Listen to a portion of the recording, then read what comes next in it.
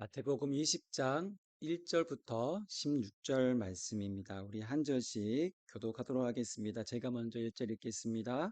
천국은 마치 품꾼을 얻어 포도원에 들어 보내려고 이른 아침에 나간 집주인과 같으니,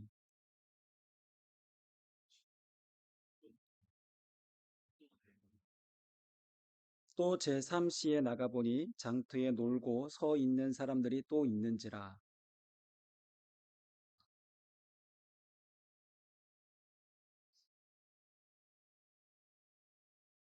제6시와 제9시에 또 나가 그와 같이 하고,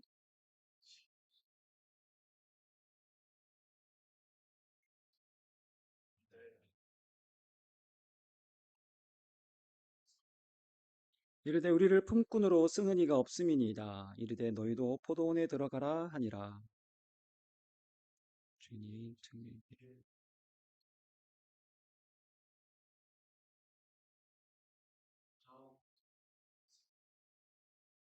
제11시에 온 자들이 와서 한 데나리온씩 받거늘,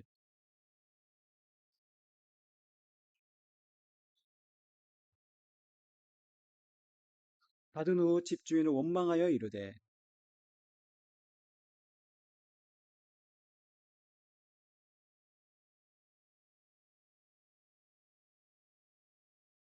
주인이 그 중에 한 사람에게 대답하여 이르되 친구여 내가 네게 잘못한 것이 없노라.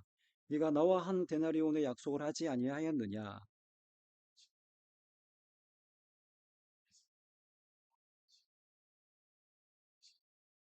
내 것을 가지고 네 뜻대로 할 것이 아니냐. 내가 선함으로 네가 악하게 보느냐.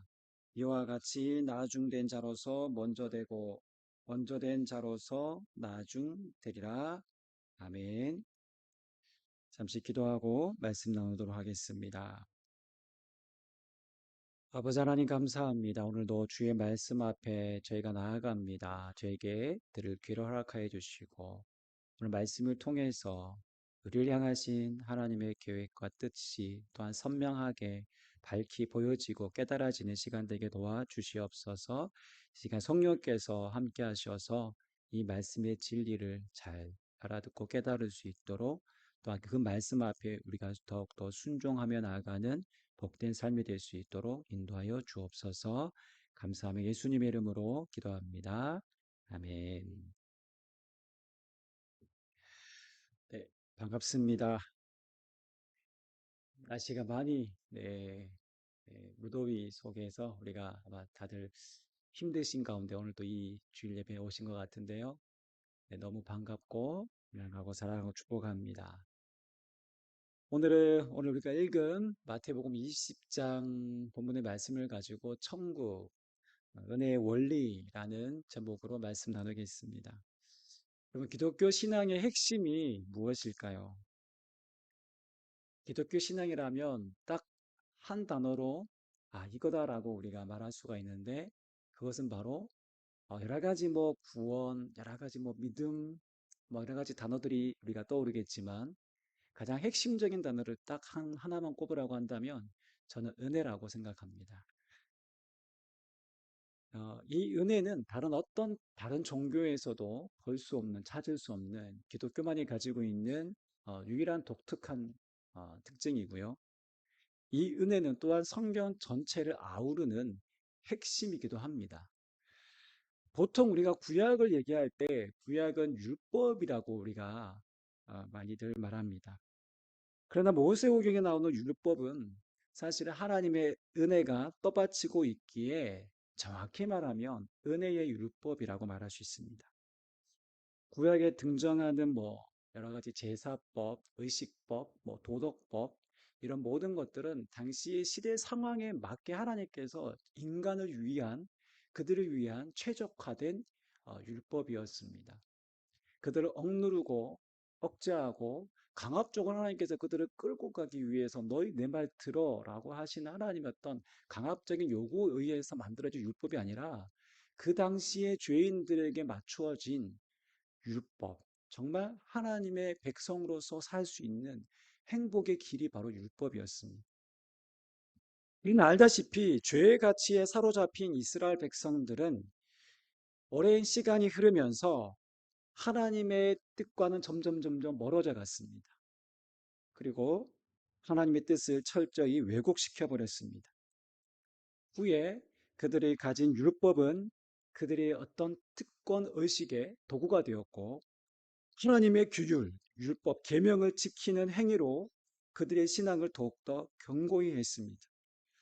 그래서 어떤 구원받는 길, 어떤 구원이라는 것도 하나님께 선택받은 이스라엘만 구원받을 수 있다라는 그런 어떤 특권의식, 선민사상이라고 하는데, 이런 어떤 선민사상에 그들이 젖어 있었습니다. 이것이 점점 또 오랜 시간이 흘러서 이제 구약의 역사에서 이제 신약으로 넘어왔을 때 예수님이 이 땅에 오신 1세기 유대인들의 삶에는 이제 율법을 잘 아는 사람들, 그런 율법을 잘 지키는 사람들, 이들이 바로 나름 권력의 자리에 나름 특권층이라고 불리우는, 혹은 또 정치 권력을 행사하는 자리에 차지하고 있었습니다. 대표적으로 성경에 등장하는 바리새인, 바리새인파, 뭐 사두개인, 서기관들, 이런 크게는 뭐 세 부류로 볼 수 있는데, 또 세부적으로 또 SNF파 여러 가지 또 파들이 있습니다.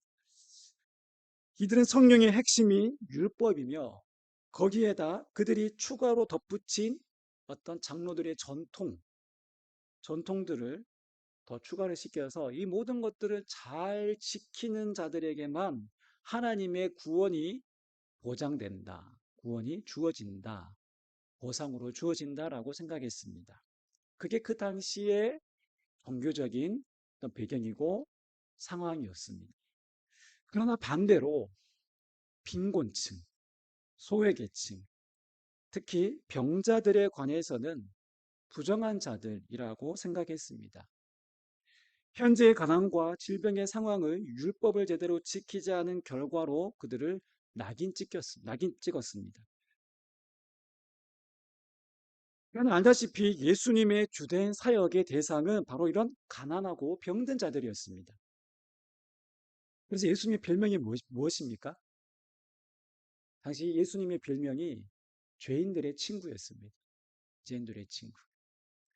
예수님을 그렇게 바라보았던 것은 그들이 가진 어떤 율법의 잣대 때문이었습니다. 그들이 보기에도 예수님의 가르침은 탁월해 보였습니다. 예수님이 마치 선지자인 것 같긴 합니다. 그런데 그들이 멀리하는 죄인들과 주로 어울리고 오히려 율법을 지키는 자기들을 향해서는 오히려 신랄하게 비판하십니다. 그래서 결국에 예수님과 적대 관계, 적대 세력으로 예수님을 몰아갔던 것이죠. 그리고 결국엔 나중에 십자가 처형에까지 이르게 된 것입니다. 그럼에도 예수님이 한결같이 행하시는 방식은 은혜의 방식입니다. 바로 그 은혜의 십자가의 마지막 십자가의 죽으심을 통해서 예수님은, 네, 하늘 군대를 통해서 당시 로마라는 그 대제국도 예수님의 한마디면, 네, 다 물리칠 수 있는 능력이 있으심에도 불구하고 예수님은 그 어떤 무력으로도, 그 어떤 은인이 가진 힘으로 행사하지 않으시고 철저하게 예수님은 처절하게 십자가에 못 박히셨습니다. 예수님의 삶 그 자체가 바로 은혜라고 볼 수 있습니다. 십자가가 은혜입니다. 그런 의미에서 볼 때 오늘 예수님의 비유는 바로 그 은혜를, 하나님의 은혜를 그대로 보여주는 매우 중요한 비유라고 볼 수 있습니다. 오늘 본문 속에 다시 한번 우리가 살펴보면, 오늘 본문 1절은 이렇게 시작합니다. 우리 한번 읽어보겠습니다. 시작. 천국은 마치 품꾼을 얻어 포도원에 들어보내려고 이른 아침에 나간 집주인과 같으니. 천국은, 하나님 나라는 누구와 같다고 되어 있습니까? 집주인과 같으니라고 되어 있습니다. 포도원의 집주인, 정확하게 말하면 자기 포도원에서 일할 일꾼들을 고용하려고 하는 포도원 주인입니다. 포도원 주인. 그 포도원이 얼마나 넓은지는 모르겠지만 아무튼 그 포도원을 소유하고 있는 주인입니다. 잘 보시면 천국을 여러분, 포도원이라고 하지 않고 포도원 주인과 같다라고 되어 있습니다. 어떤 천국을 장소적인 개념으로 국한하거나 한정 짓지 않고 천국이라는 개념을 어떤 존재, 가치, 성품으로 풀어내고 있다라는 것이 오늘 비유의 독특한 방식입니다. 예수님의 포도원 품꾼의 비유는 당시 포도 농사의 추수기 때를 배경으로 합니다. 예로 들고 있습니다. 포도 추수할 때는요, 많은 일꾼들이 필요합니다. 여러분 혹시 포도 추수해 보셨습니까? 전 아직도 기억납니다. 제가 저희 첫째 만화 때인가요? 네. 포도원 추수하러 막 인원이 많이 동원되어 있습니다. 어린아이들도 같이 가서 같이, 어, 같이 일했던 경험들이 있습니다. 예, 그래서 뭐 리어카부터 해서 여러 뭐, 경운기를 또 타고 막 거기다가 힘껏 담아서 수확한 포도를 가지고 가져왔던 그런 어렴풋한 기억이 있습니다. 당시 포도원을 추수할 때는 많은 일꾼들이 필요했습니다. 아마 단기 알바처럼 일시적으로 사람들을 고용했던 당시 풍습이었을 것입니다. 오늘날로 말하면 아마 일용직 노동자를 구했던 것이죠. 근데 오늘 본문에 등장하는 포도원 주인은요, 당시의 어떤 일반적인 포도원 주인과는 다른 면모를 보여주고 있습니다. 먼저 보시면 주인에게는 포도원을 관리할 청지기가 있었습니다. 네. 그러니까 하인이 있었습니다. 수발될 사람이 있었습니다. 명령 하나면 그 명령대로 따라서 할 사람이 있었습니다. 그럼에도 주인이 오늘 직접 일꾼들을 찾으러 장터로 나아갑니다. 그것도 이른 아침부터 서둘렀습니다. 일면적인 포도원 주인의 모습이 결코 아닌 것을 우리가 볼 수 있습니다. 그렇게 일찍 나가서 찾은 일꾼들에게 한 데나리온의 품삯, 일당을 약속합니다. 한 데나리온은 당시 노동자의 정당한 하루 품삯이었습니다. 당시 로마 군인이 한 데나리온의 일당을 받았다라고 합니다.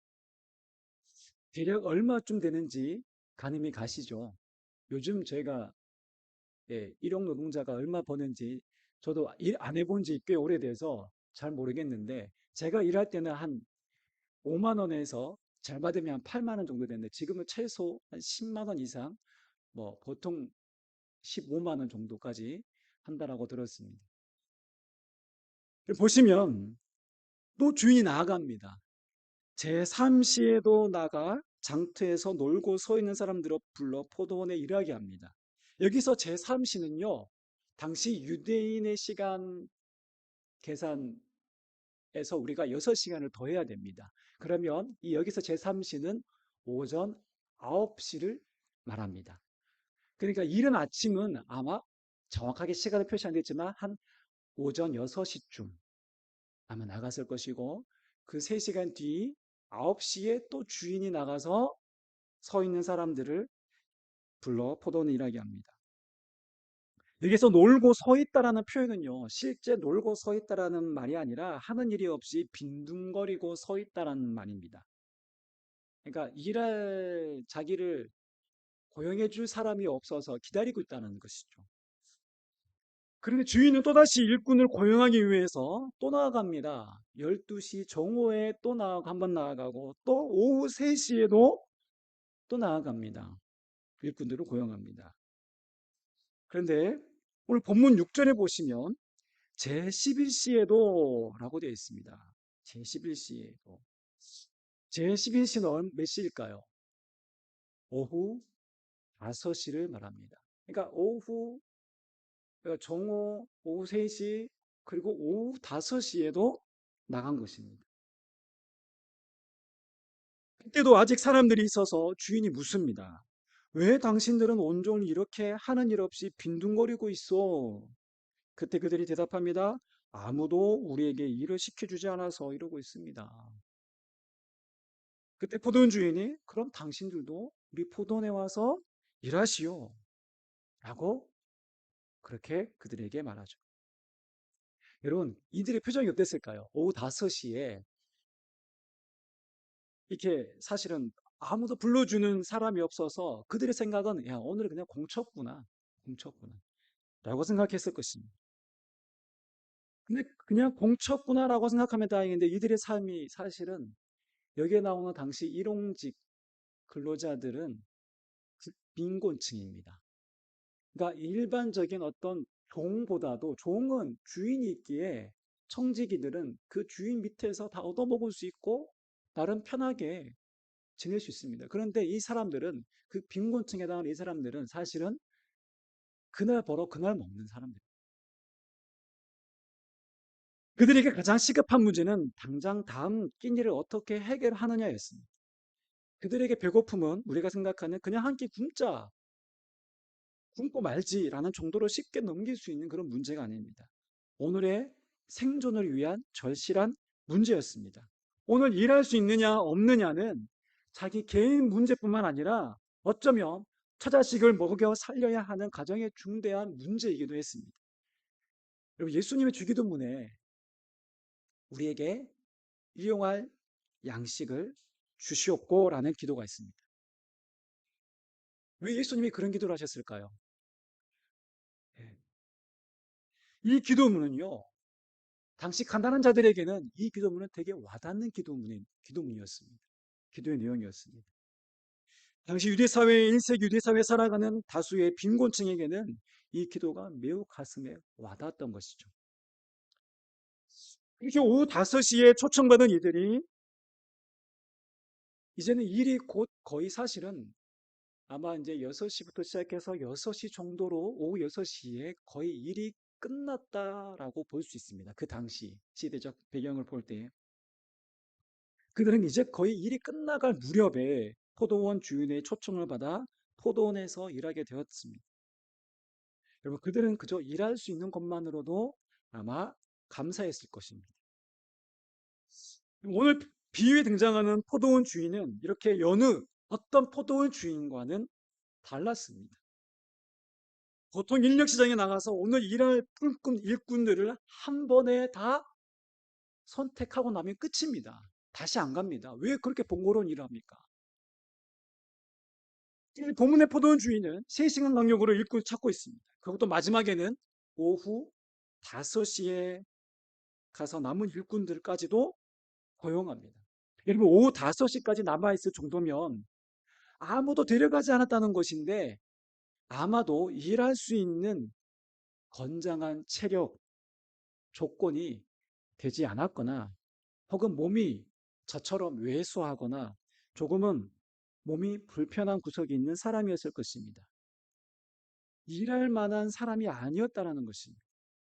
그들을 데려가지 않은 데는 분명한 어떤 이유가 있었을 거예요. 저도 일일 노동자로 방학 때 학비를 벌었던 적이 있었습니다. 대전에서 이제 공부할 때 학기가 끝나고 방학이면 주로 이제 일을 했습니다. 그때 그 대전에 이제 그때 대전 미술관을 이제 신축할 때였는데 건축할 때였는데 노동 일을 그때 했었는데 인력사무소에서 현장으로 가면 이제 작업반장님이 계십니다. 저는 어느 곳을 가도 저는 어느 작업반장에게도 환영받지 못한, 환대받지 못하는 사람이었습니다.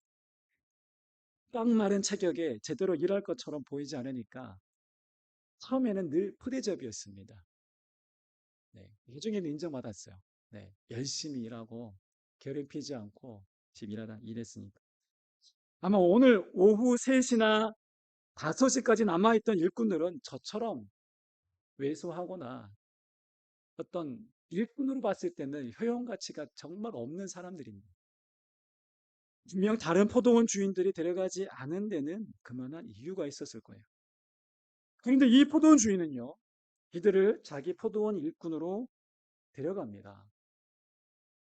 이건 도저히 여러분 상식에 맞지 않는 처사입니다. 마치 이 주인의 관심은 자기 포도원에 있는 것이 아니라 마치 일꾼들에게 있는 것처럼 보입니다. 이 주인의 일꾼을 찾으러 집을 나섰고 그는 그렇게 무려 5번이나 찾아 나섰다는 것입니다. 뿐만 아니라 그것도 쓸모없어 보이는 사람들을 그것도 이른 아침이 아닌 늦은 오후에 다 끝나가는 시점에 일이 끝나가는 그 시점에 이들을 고용했다는 것은 고용주의 입장에서는 전혀 이해되지 않는 장면입니다. 그런데 놀라운 사실은 이제부터입니다. 일이 종료되고 나서 하루의 일당을 이제 계산해서 주려고 사람들을 부릅니다. 먼저 가장 늦게 오후에 온 일꾼들에게 얼마를 줍니까? 한 데나리온을 줍니다. 하루 일당치를 주는 거예요. 몇 시간 일했을까요? 고작 일해야 많이 일해봤자 한 시간입니다. 이들은 아마 생각했을 거예요. 아마 한 데나리온의 10분의 1에 해당하는 금액 정도를 받으면 그것 또한 얼마나 감사한 일인가 라고 생각했을 거예요. 그런데 그 주인이 한 데나리온을 주자 눈이 휘둥그레지면서 깜짝 놀라는 것이죠. 그러자 먼저 온 일꾼들은 자기들이 일찍 왔으니까 당연히 우리는 좀 더 받을 것이라고 당연히 충분히 예상합니다. 근데 결과는 똑같이 한 데나리온이었습니다. 그러자 일찍 온 사람들이 주인에게 원망하면서 이렇게 말합니다. 12절을 우리 한번 세 번역으로 한번 읽어보도록 하겠습니다. 시작. 마지막에 온 이 사람들은 한 시간밖에 일하지 않았는데도 찌는 더위 속에서 온종일 수고한 우리들과 똑같이 대우하였습니다. 네, 좀 원망하듯이 읽어야 됩니다. 네, 짜증나듯이 읽어야 됩니다. 짜증내듯이. 일반적인 보상의 관점에서 볼 때 일찍 온 사람들의 항변은 여러분 충분히 이해가 되는 항변입니다. 어떻게 아침 일찍 와서 때한볕에 일한 자기들과 오후 늦게 온 사람들과 똑같은 임금을 줄 수 있느냐는 것이죠. 여러분 주인의 처사가 불합리하다고 생각되지 않습니까? 네, 충분히 부당합니다. 오늘 같으면 어떻게 할까요? 오늘날 같으면 네, 아마 노동청에다가 이 고용주를 신고할 거예요. 네. 그런데요, 노동청에다가 신고해도 달라질 건 없습니다. 왜냐하면 이미 그들은 구두로 오늘 일한 대가로 한 데나리온을 받기로 계약했기 때문입니다. 예. 법적으로 봐도 사실 주인이 잘못한 것은 없습니다. 그렇죠? 그래서 주인이 이렇게 말합니다. 제가 읽어보겠습니다. 그래서 주인이 그들 가운데 한 사람에게 말하기를 이보시오. 나는 당신을 부당하게 대한 것이 아니요. 당신은 나와 한 데나리온으로 합의하지 않았소. 당신의 품삯이나 받아가지고 돌아가시오. 당신에게 주는 것과 똑같이 마지막 사람에게 주는 것이 내 뜻이요. 내 것을 가지고 내 뜻대로 할 수 없다는 말이요. 내가 후하기 때문에 그것이 당신 눈에 거슬리요 하였다. 포도원 주인은요, 계약대로 약속대로 그대로 이행했을 뿐이었습니다. 그것은 부당한 것이 아니라 부당한 것이 결코 아니었습니다. 주인이 명어롭고 긍휼하기 때문에 부당한 것처럼 보였을 뿐입니다. 즉, 굳이 주인의 잘못을 굳이 말하라고 한다면 무엇일까요? 주인의 한없는 관대함과 은혜입니다.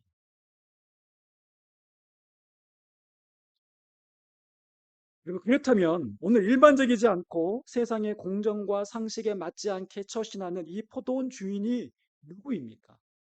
예수님은 이 비유의 포도원 주인을 누구로 설정하셨을까요? 바로 하나님 아버지이십니다. 오늘 비유의 초점이 바로 주인을 향한 한없는 은혜를 베푸시는 하나님 아버지에게 있습니다. 이 은혜의 원리가 하나님이 일하시는 방식입니다. 이와 비슷한 비유가 바로 누가복음 15장에 등장하는 탕자의 비유라고도 볼 수 있습니다. 여러분, 인간은 어떻습니까? 세상은 어떻습니까? 우리가 비유를 통해서 볼 때 인간이 도덕적이라고 할지라도 인간이 생각하는 정의와 공정함은 무엇입니까? 일한 만큼 그에 대한 대가일 것입니다. 보상일 것입니다. 이것이 공정입니다. 여러분, 세상에서는 일하지 않는 자, 능력이 없는 자는 결코 대우받을 수 없습니다. 이것이 자본주의, 오늘 우리가 세상에 살아가는 주된 방식입니다. 원리입니다. 이것은 인류가 여러 오랜 시간 동안 시행착오를 거쳐가면서 오늘 인류가 선택한 최고의 최적화된 어떤 방식입니다. 그런데요, 우리는 어쩌면 이 세상의 방식에 익숙해져 있는지도 모릅니다. 그리고 자본주의 사회에서는 어쩔 수 없이 생기는 상대적 박탈감이라는 것이 있습니다. 여러분, 우리나라에 있어서 이 빚 때문에 많이 이렇게 자살한 사람들이 꽤 많지 않습니까? 네.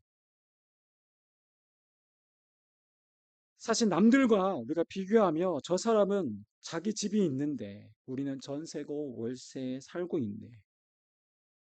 저 사람은 연봉 1억인데 우리는 연봉 3천, 4천밖에 안 되네. 이렇게 은근히 비교하는 사람들이 저는 참 많다고 봅니다. 네. 그러니 실망하고 자기 능력을 탓하고 자기 신세를 탓할 수밖에 없습니다. 나는 이렇게 병약한데 저 사람은 저렇게 건강하게 편하게 잘 살고 있네. 나는 이렇게 자식 걱정하며 살고 있는데 저 사람들은 자식 걱정 없이 저렇게 편하게 잘 살고 있네. 그리고 사실 비교하려면 비교할 거리가 얼마나 많습니까? 그렇죠. 저도 문득 저의 처지를 생각하면서 이런 비교의식이 생길 때가 있습니다. 아, 누구는 저렇게 목회를 잘하는데, 잘 나가는데, 야, 저렇게, 예, 목회를 순탄하게 잘하고 있는데, 이런 생각이 들 때 있습니다. 그럼 제가 비교하기 시작하면 저의 지금의 어떤 모습은 정말 초라하기 짝이 없는 목회자 아닙니까? 근데 이렇게 비교하기 시작하면 어떻게 될까요? 이렇게 비교의식이 생기기 시작하면 주인이 부당한 사람이라고 여겨집니다. 하나님에 대해서 못마땅하고 실망하게 됩니다. 하나님 원망스러워집니다. 그리고 하나님 믿어야 될 이유가 점점점 상실하게 됩니다. 더 나아가서 그렇게 해서 교회를 떠나기도 합니다. 아침 일찍 온 사람 입장에서 보면 주인은 부당한 사람처럼 충분히 그렇게 여겨집니다. 그러나 오후 5시에 들어온 사람 입장이라면 주인은 어떤 분일까요?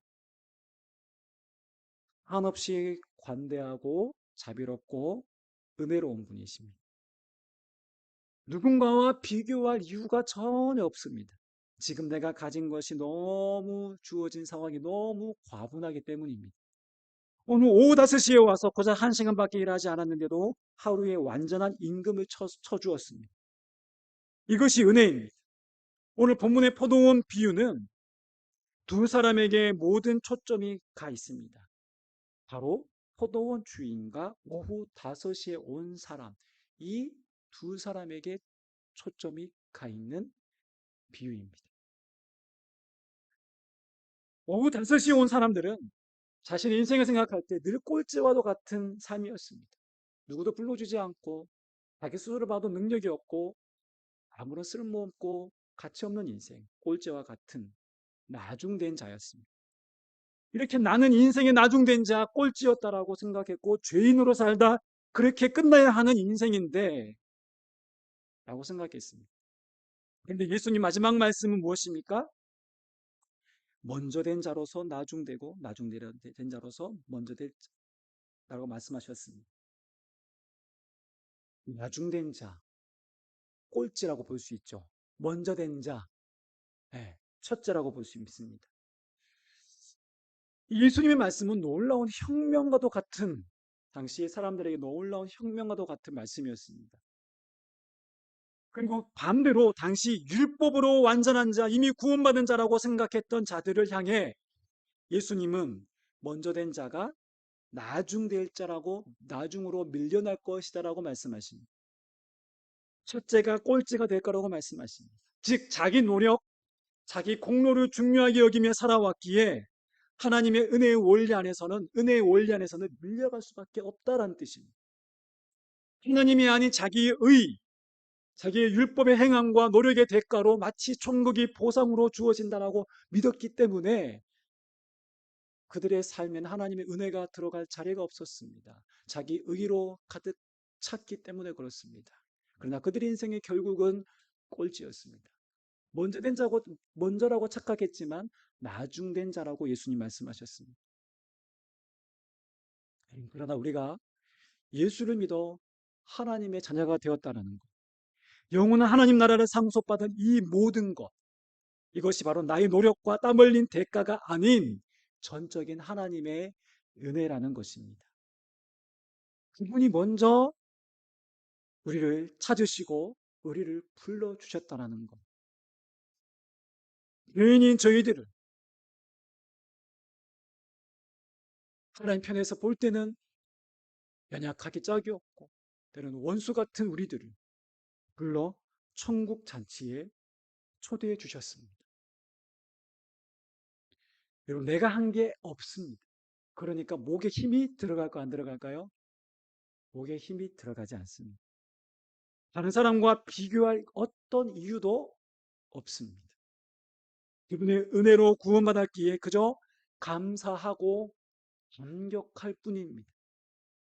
오늘의 삶은 그저 살아있음에 감사할 뿐이고 오늘 내가 생을 마감한다라면 더 주님을 가까이 배울 수 있기에 또한 감사합니다. 사도 바울의 고백이죠. 사나 죽으나 나는 주님의 것입니다. 주님이 우리의 인생을 책임지시기에 사나 죽으나 우리는 감사할 뿐입니다. 이것이 바로 은혜 받은 자의 삶의 고백입니다. 은혜로 구원받은 자의 삶이라는 것입니다. 오늘 우리의 삶이 비교하는 세상의 방식에 익숙해지지 마시기를 부탁드립니다. 그리고 오후 5시에 부름받은 자처럼 구원받을 만한 어떤 자격도 없는 우리를 불러주신 그분의 한없는 은혜 앞에 감사하며 오늘 우리가 예수 그리스도를 우리가 영접하고 믿은 그날부터 우리에게 천국의 삶이 시작되었음을 우리가 다시 한번 기억하시기 바랍니다. 이렇게 오늘 이 땅에서부터 우리가 천국의 삶을 사는 것입니다. 하나님 나라의 삶을 살아가는 것입니다. 그분과 동행하며 우리가 이 은혜를 누리는 그런 복된 삶을 살아가는 저와 여러분 되시기를 주님의 이름으로 축원합니다. 아멘. 기도하겠습니다. 아버지 하나님 감사합니다. 오늘 예수님의 포도원 품꾼의 비유를 통하여서 오직 하나님의 은혜로 우리가 구원받았음을 알게 하시고 다시금 깨닫게 하시니 감사합니다. 우리는 아침 일찍 온 사람들이 아니고 우리는 오후 5시에 늦게 불러 천국 잔치에 초대된 사람들입니다. 우리 어떤 자격과 우리 어떤 노력이 아니라 모든 것이 하나님의 은혜이고 불러주신 자의 선택을 통하여서 우리가 하나님 나라에 이미 들어와 있음을 고백합니다. 주님, 우리가 이 땅에 속하였지만 우리의 신분은 하나님 나라의 백성임을 늘 기억하며 이 땅에서부터 하나님 나라의 삶을 살아가게 도와 주시옵소서. 하나님, 세상의 사람들처럼 비교하며 그로 인하여서 무엇의식이나 때로는 열등의식을 느끼며 때로는 사람들을 정죄하고 판단하고 하나님 목을 곳곳이 세우며 살아가는 것이 아니라 하나님께로 받은 이 은혜로 말미암아 늘 감사하며 오늘의 삶으로 인하여서 감사하고 살아갈 수 있음에 감사함으로 주님 오실 그날을 우리가 늘 바라보며 또한 감사하며 살아갈 수 있는 우리의 복된 삶이 될 수 있도록 주님 인도하여 주시옵소서. 은혜로 부르시고 은혜로 살아가게 하실 그 주님께 감사하며 예수님의 이름으로 기도합니다. 아멘.